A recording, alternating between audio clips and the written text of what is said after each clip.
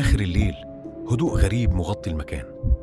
مفيش صوت غير كلب بعيد بيهوهو، ولمبة جاز بتنور قدام بيت قديم من الطين، بيت عبد الغفار، الراجل اللي محدش بيقرب منه.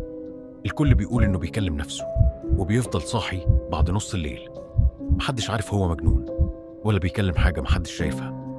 عبد الغفار قاعد على الكرسي الخشب قدامه لمبة جاز ونظرته ثابتة ناحية الباب. صوته واطي جدا بيهمهم بكلام مش مفهوم، لحد ما قال جملة بوضوح: رجعت تاني يا وليد، أنا قلتلك الترعة مش ليك. والباب اتفتح لوحده، ريحة طين ومية طالعة من غير ما حد يدخل. في نفس الليلة الترعة كانت ساكتة، بس حد شاف عبد الغفار واقف عند المية بيكلمها كأنه بيكلم شخص فيها.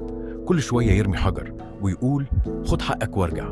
بعد لحظات المية بدأت تتحرك لوحدها، وبعدين سمعوا صوت زي نفس خارج من الترعة نفسها. تاني يوم الصبح الناس لقوا باب بيت عبد الغفار مفتوح، الكرسي مقلوب ولمبة الجاز مطفية، وعلى الحيطة كلمة مكتوبة بطين غامق: ما تغلطش نفس غلطتي. ومن يومها محدش شاف عبد الغفار تاني.